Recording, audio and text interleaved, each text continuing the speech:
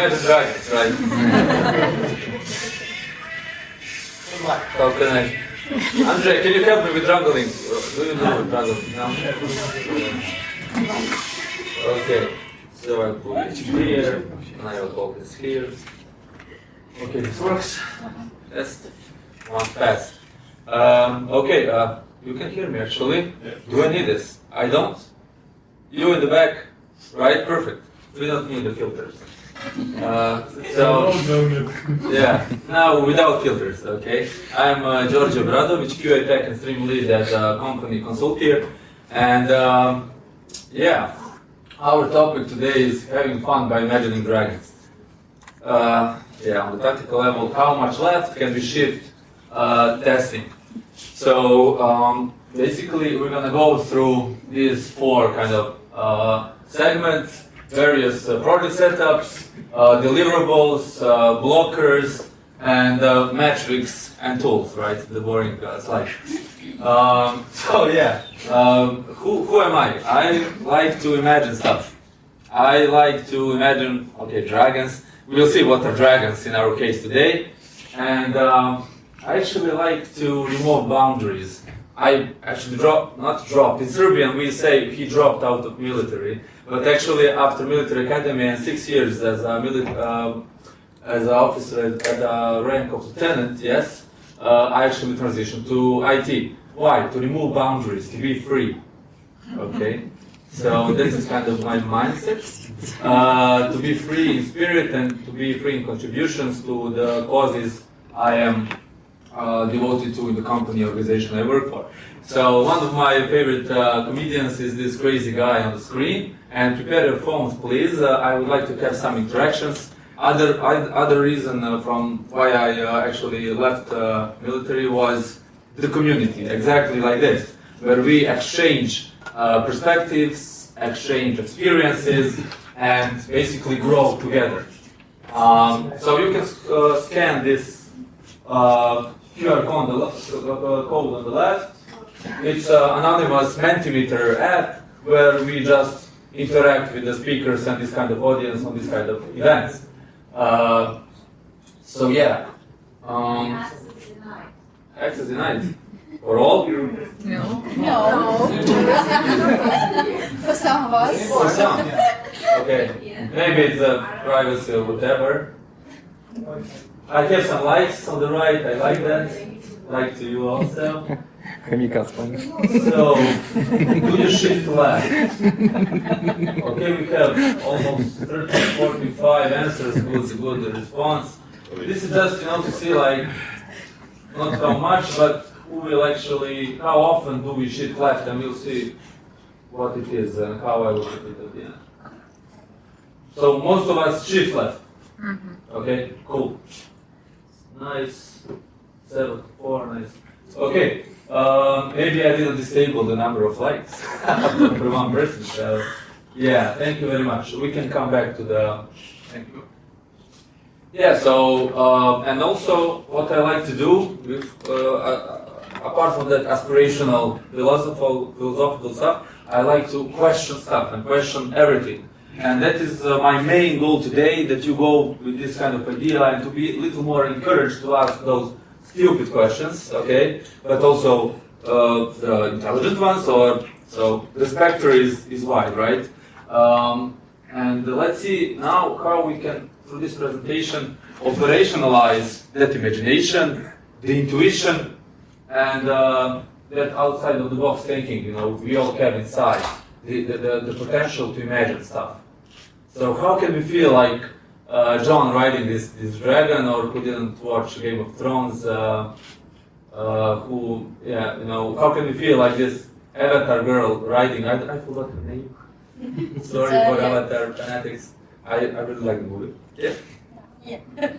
Anyways, how can we feel like this on the projects? How can we really own those features? Okay, so dragons in this case, in our presentation today, are those features. Like everything we do is about features, about some functionalities we want to deliver to our end users. So how can we feel like these guys training their dragons, training our teams, okay, to really deliver the most value to the end user? Why should we do it? And why every role in the team should be doing it and having these concepts in our mind? So also developers, but also product owners, test automation engineers, and commonly known manual testers. You know, it's a long way to change that mindset. When you write code, you write it manually, right? There is a whole discussion about this on the web, but let's not delve into it today. So why imagine stuff? Finding and preventing defects early. One of the first reasons. One of the previous speakers talked about time to market. So impact on project timelines and costs. We're going to see how we actually prevent that. At the end, I would really prompt you to ask various questions and share your setups on your projects and why you can do it or cannot do what we talk here. Yeah, this is quite a number where 2.41 trillion in resources in dollars actually is the impact of delayed bug fixes and low quality code in US companies 22. So this is kind of argument why to do it, you know. After this and through my experience, it became really one of the most impactful testing efforts and tasks you can do at your projects to maximize value delivered to your end users. And this is another also on the resources part of the reason where developers spend over 17 hours per week more. What is a week? Like 40 hours, right? On normal projects. So 70 hours per week on code maintenance and tasks like debugging and refactoring. Yeah, another reason that is test coverage. So if we think about, imagine stuff, we are not, did anybody here, okay, maybe to request, is here somebody who didn't hear about Nikola Tesla? Okay, what Nikola Tesla did, he imagined an entire machines, like torques, like the physical forces before they even built a single screw. It's crazy, right? He was a genius, yes? But I'm not that dumb that I cannot imagine a freaking web app, you know, how it will work, okay? Or any business flow that we are doing in our teams. I would like to talk with you afterwards that you can tell me, oh, I cannot imagine the user using our application, okay? So test coverage before a single line of code is developed. That's also one of the reasons. So how I see the critical flow of the user using the app. It's not just me, I mean, it's common knowledge. Positive flows, positive testing, negative flows, negative testing, and important edge cases. On more than one project, I came to the realization that edge cases sometimes become actual release blockers. So it's really interesting also to think about edge cases, and we have Nastia at the beginning talking about exploratory testing. She said exploratory testing is dynamic. I would challenge that. She's not here. She will answer, and I'm not going to say the word challenging her thoughts. She's not here, but I already told her this. Rest assured, ladies. So how can we do exploratory testing before the opportunity to run the actual code? Okay. So do it in your head and basically envision all the test cases that you could have when there is a code in front of you. Risk mitigation, risk of regressions, variety of product risk. This is not the topic today, but just some thoughts. Another is enhanced collaboration. Also, previous speakers talked about collaboration and how all the efforts they talked about impact the collaboration throughout the entire pipeline. So, as a QA, as QAs, I mean, most of us here are quality assurance professionals. So we have a unique opportunity to be in touch with the entire pipeline of the project, right? From the clients, from their perspectives and refinements, from design team that design the UI UX flows and do those empathy maps, personas and whatnot. to developers, to collaborate with them, to help them write better integration tests also, to prepare for the features in advance, but also the end users. So we had the unique opportunity to have, and we have the responsibility to contribute to all of these phases. Then user satisfaction, again, a survey. When you see this nice circle on the left, there is another survey. So I don't know if you stay on that page. I can go back so you can scroll it, scan it again. No? Yeah, you need to switch, right? Next one. Yeah, this one. Please also, so what contributes more to end user satisfaction from your perspective? Shift left or test automation? We had a really good technical discussion with the previous speaker of test automation, how can we speed up testing, and how to help teams do what? Deliver with confidence faster, right? From 9 hours to 7 minutes, something like that, right? To 60 minutes. Yeah. So every serious project has test automation, okay? But this is a question like, what do you think contributes more to end user satisfaction, maximizing the value delivered to end users, satisfying their explicit and implicit needs? That's the definition of quality, right? We were all seeing here and there. Okay, so it's not it's not a fight, but we have some sense here. Thank you. Can you turn back? You can continue also answering. User satisfaction. So focus on business value, not issues and predictable CRs. Feedback is the backbone of Agile, right? And we want that feedback from the end users.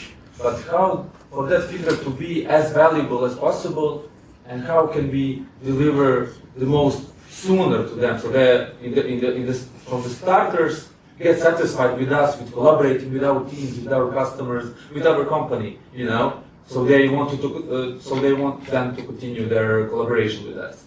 So really, user satisfaction is everything we do is for that, right? For that reason.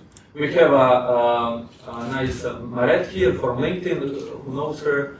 Test automation, so it's not separate from testing, but within testing. We just wanted to make kind of the disclaimer. This is not a case against automation testing, but how it all fits in a system of quality assurance processes that you integrate and set up on your projects. Now let's orient ourselves. There are different project setups, right? We have Agile, we have Waterfall, fixed price and time and materials projects, MVP, then we have a product, and then we have projects. So in all of these different setups of projects, we have different approaches to shifting left. For example, in fixed price projects, where we have a fixed price that client wants us to deliver something as a team, as a delivery team, we will not ask everything. We need to be wise here, right? Also, it's not like we are lying or we are not transparent to our clients. It's to help them focus on the initial desire that they come to us, on the initial product idea. Okay, so we will give them some notes what to change, but not too much, right? If it's a time and material project, feel free to ask everything, because you are not bounded by some budget, you know. Because in fixed price, we will ask them a question, but they will want everything inside in that fixed price project. So yeah, in MVPs, don't challenge too much, because it's an MVP. You know, you cannot know everything, and you want to leave the team to really deliver as fast the MVP, minimum viable product. So you don't want to be introduce delays in that sense.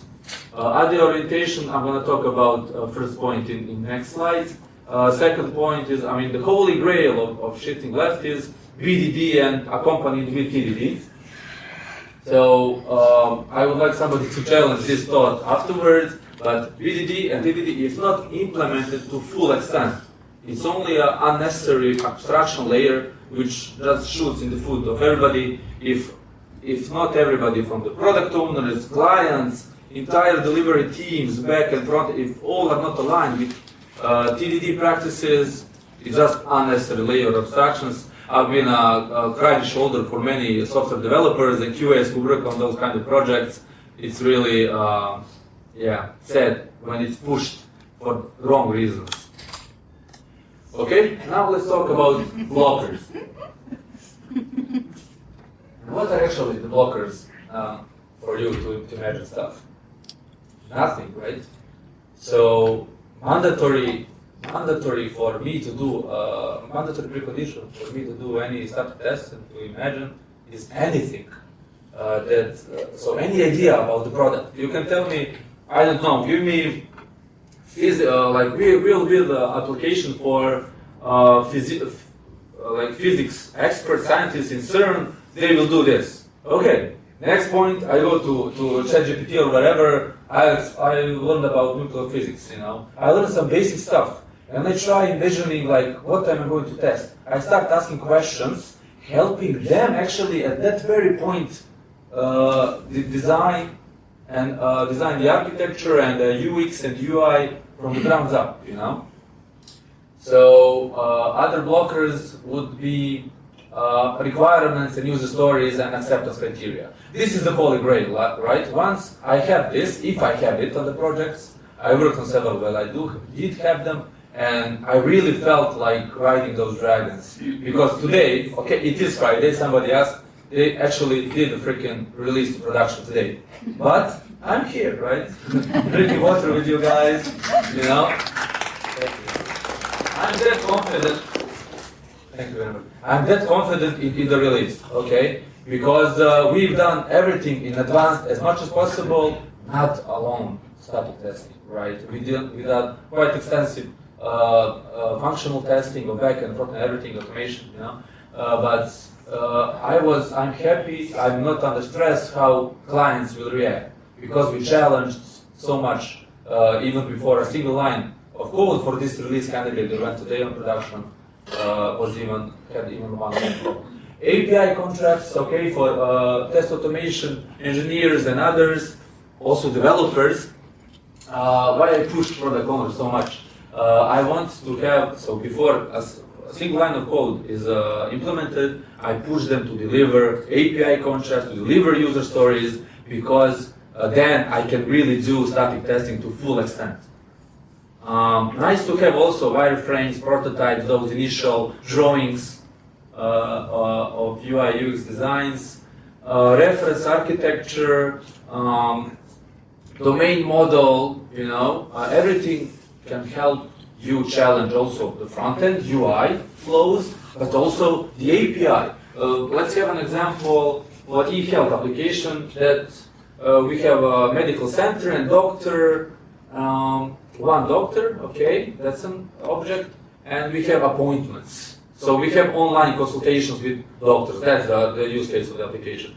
So imagine having, so I need to ask a question, how many appointments can the doctor have? Okay, if he can have only one appointment, that's a certain one-to-one, connection in the domain model. So if doctor can have many appointments, that is something that is stated in this kind of documentation. It's not always available, that's why you need to ask for it, for developers to do it. So, on static testing and on agile way that I implemented this on this project, you heard on my project C, you heard about ISTQB and all the standards and everything. We have 7 test activities. 1 of 3 are test analysis, test design, implementation. And here basically the deliverables are where I have of test design phase. Deliverable is feedback loops with product owners and with clients. So I try to have as much feedback loops. I actually write on the tickets, hey, how should this work? If there are possible regressions, we don't need to wait for a change to be deployed to a certain test environment to challenge it. We can think about what parts of the application it impacts. So we have a couple of feedback loops with product owners. Next, in test design phase, it doesn't need to be this structured, okay guys? Just make sure that you do it. Fuck standards, fuck all the documentation, all the theory, okay? but remember these concepts and try to implement them in the agile way. High-level test cases, those are one-liners that contain expected result within itself, and you don't need, if you don't have test automation projects, you can basically write them in X-ray or any other test management tool, just one-liners to provide coverage, to have a coverage of the acceptance criteria, so positive, negative edge cases. And in test implementation, we go low. So we implement low-level test cases, and it is desirable and preferred to do it in the test automation scripts. Okay, so if you can do it low levels and test cases on steps, have them in the automated way. These are the tools. AI, I'm thinking about AI test design body. So stay tuned. We can also collaborate.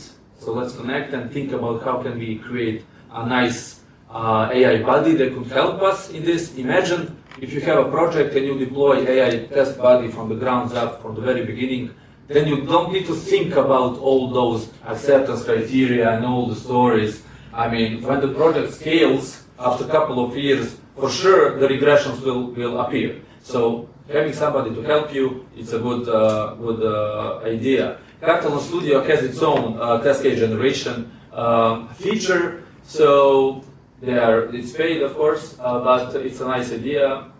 I saw it on one of the meetups of Living 9.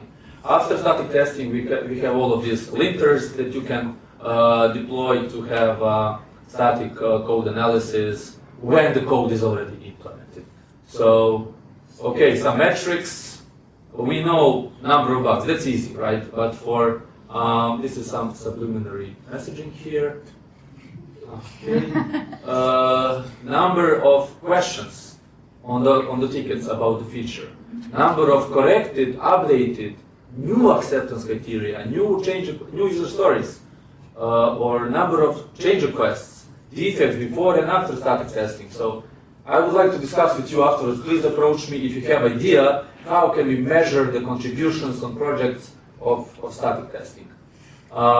We see here that some metric is that 100 times it costs more to have a bug on production and in maintenance phase other than in the lower phases before.